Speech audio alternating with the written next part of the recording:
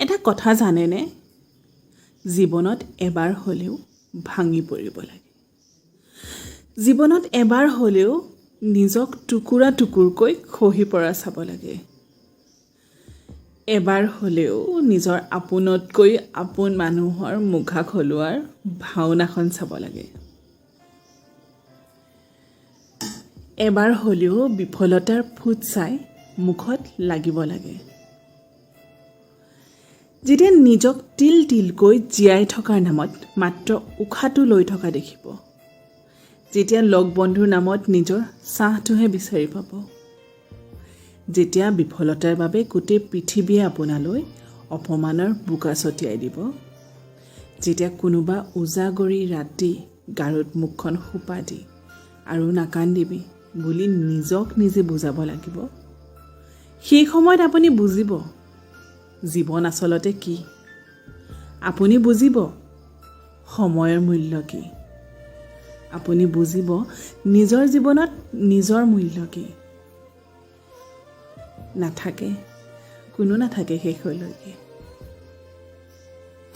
যিমানেই নাথাকক কাৰ বন্ধুত্ব, যিমানেই নাথাকক গভীৰ প্ৰেম, যিমানেই নাথাকক তেজৰ সম্পৰ্ক, কিন্তু শেষত নিজৰ বাবে সদায় নিজেই অকলে থাকিব লাগিব।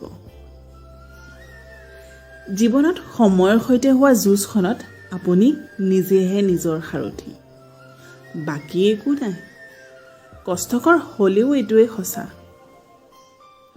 সেয়ে কৈছোঁ, এবাৰ হ'লেও নিজে ভাঙি পৰিব লাগে। তেতিয়া আমাৰ এই চিৰদিনীয়া নামৰ ভুল ধাৰণাটো আঁতৰি যায়। এবাৰ হ'লেও ৰখাব নোৱাৰাকৈ কান্দিব লাগে। তেতিয়া চকুত লাগি থকা সদায় আছে ধৰণৰ মায়াজালখন চাফা হয়। আৰু এই ভাঙি পৰাৰ পাছত নিজে নিজক যেতিয়া তুলি ধৰা হয়, পুনৰ যেতিয়া জি উঠা হয়, তাতকৈ শক্তিশালী সত্তা আৰু ক'তো নাই। কোনো বন্ধুত্বত, কোনো প্ৰেমত, কোনো সম্পৰ্কত সেইখিনি শক্তি নাথাকে যিখিনি নিজেই নিজক জীয়াই তোলাৰ পাছত আহে।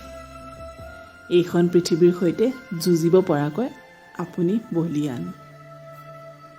কান্দক, ভাঙি পৰক, কিন্তু তাৰ পাছত উঠি আহক।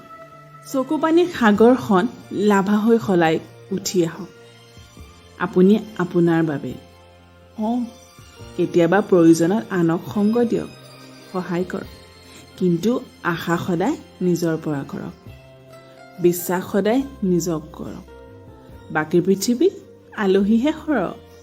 চিৰদিনীয়া হৈ আপোনাৰ জীৱনলৈ কোনো নাহে, মনত ৰাখিব।